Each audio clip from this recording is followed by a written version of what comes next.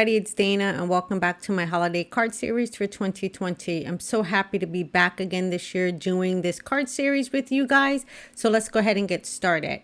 Today I'm using My Favorite Things products and I'm using a lot of Christmas products from them. I have the Very Merry 6x6 paper pad. I also have the Stacked Merry die, as well as the Merry and Bright stamp set. I love this stamp set and the versatility of all of the fonts and the graphic details of this. So what I want to do first, I want to pick out the paper.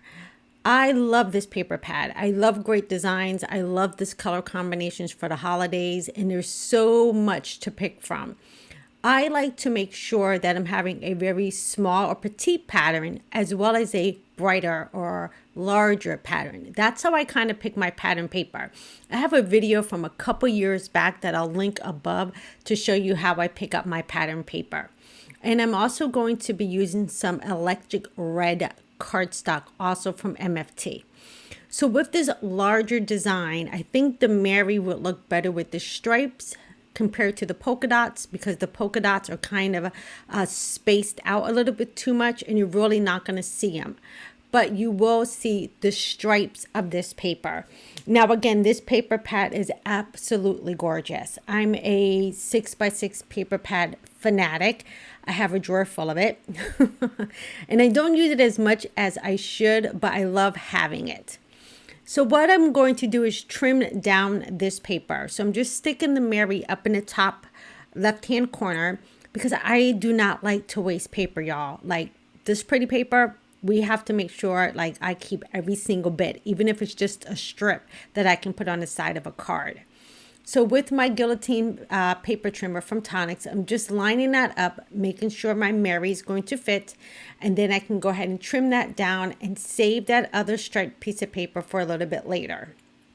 I am also going to cut down this red panel here.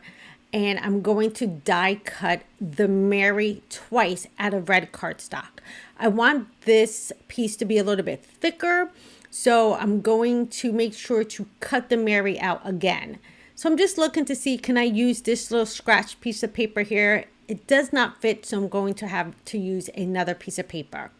Now with this strip here, I do want to add some weight to this 6x6 paper pad. This weight of this paper is pretty thin, so I want to give it some bulk. So I'm just taking the stripe piece and I'm laying it on that red little panel that I cut out. This is going to allow my paper to have a little bit more stability when I go to die cut. So I'll bring back in that Merry and I'm going to grab myself some purple tape, and this is going to help keep that Merry in place.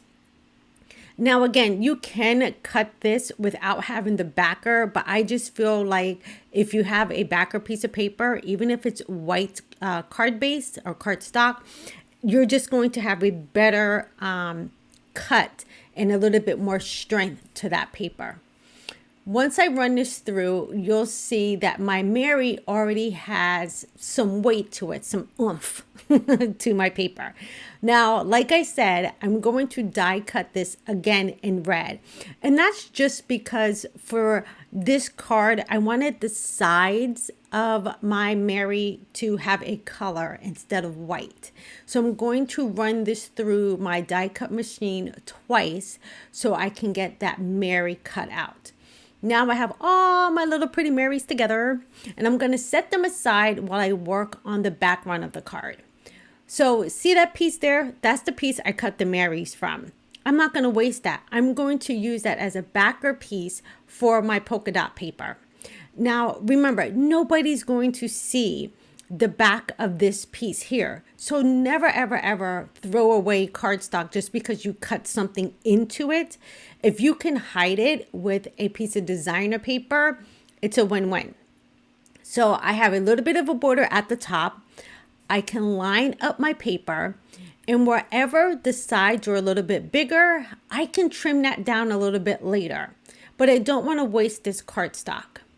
So now I can place the pretty polka dot pattern paper on top of the red. Again, nobody knows that Mary's in the background. Well, besides us now and whoever watches this video. But the person getting the card is not going to realize it. Now I can bring back in my paper trimmer and I can even up the sides so they're even on both sides. All right, once I have that done, I'm going to bring back in all of my beautiful Mary die cuts. Now, again, I'm going to stack these, and I stacked them 3 times. I cut them out of red twice, so I have that nice red border. But remember, red is also behind the striped Mary as well. So it's going to be nice and thick. Now, I could have cut it with foam, fun foam, but sometimes fun foam has a tendency to stretch a little bit. So I decided to just stack this up with the red paper. Again, remember, I used the scrap piece of this behind that polka dot paper, so nothing went to waste. Once I glued that down with my Hero Arts Precision Glue, I can go ahead and now place the last Mary on top. Now, these letters are a little bit thin, so I'm just making sure before I put on that next layer that I'm pretty straight with this one. I'll do the same exact thing. I'll use that wet adhesive, put it on top of the red piece.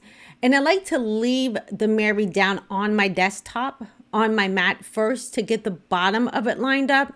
And then I can pick it up in my hand and fiddle around with the top pieces. That's just a tip for me when I'm doing letters that are thin. I like to kind of keep it on my desktop and then work my way up or down or sideways to make sure everything lines up correctly. Now we have a really nice Mary that has some weight to it. And you can see the sides are red. That's just a nice little complementary color once you look at it on the side of the card. But then again, if you want to keep that white, you definitely could. Now let's bring in our card panel. I love how these stripes and the polka dots work perfectly together. Now I did have a and percent sign in the bright already cut out and heat embossed with white off to the side. And now I'm just kind of laying out my design to make sure like I'm not off balance and the card's going to look cohesive with some stuff on the left as well as some stuff on the right. Now I could have stamped the Mary in bright and black on the cardstock or even green on the cardstock, but I like that I was able to bring in a little bit more pop of that red with the card panel. And plus it also makes the ampersand sign in the bright kind of have some weight on the card as well. Because the Mary is really thin, I wanted to add a bolder sentiment, and this is a great way to do it. Now using my wet adhesive, this is going to give me the opportunity to move around that Mary before I finally have a great resting place for it. And that's what's great about using wet adhesive. Now for the ampersand sign and for my bright, I wanted to pop that up. So I cut myself down some foam tape and I will pop that up next to the Mary. So the card, all of the front of the card has some dimension to it. I love how this card came out. It's such a cheerful and bright card because there is still a lot of white on this card. So I do want to add a little bit of faux stitching and polka dots. So over the ampersand sign, I'm just going to make some random little polka dots across the top and the bottom of that panel. And then I'll follow with the stripes or the lines that I have in the Mary on the bright. Sorry about that with my head getting in the way. Now we can go ahead and build up our card.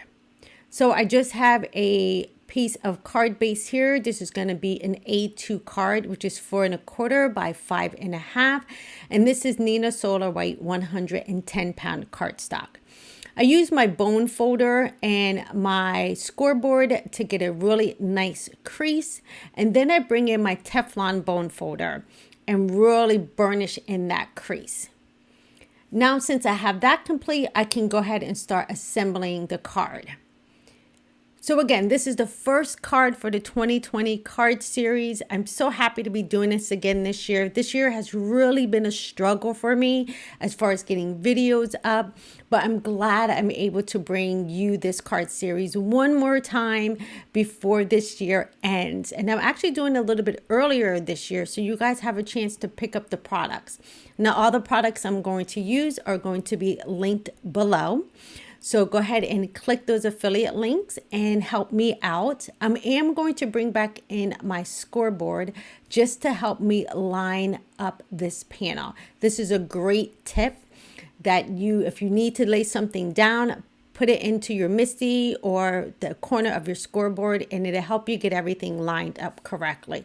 Because sometimes you can put card panels on a tad bit crooked if we're a little bit off. Now, since I saw this, I was like, I think I need a little bit of sparkle. I didn't really want to add anything to the card, so I just brought out my shimmer pen, and I'm going to go over that Mary with the shimmer pen. Now, once I get the shimmer on there, I felt I wanted to add just one more element. So I came in with some crystal glaze, and I'm going to put that on top of the Mary. Now, for the card series this year, there's going to be videos all this week. Make sure to head on over to my blog as well to see close-up pictures of the completed cards. And I'll have a video up every day this week for your holiday inspiration. All right, everybody, that is card number 1 for the 2020 holiday card series. Thank you guys so much for hanging out with me today. Again, all products are linked below. I will see you guys tomorrow in another video. Until then, take care and be safe. Bye-bye.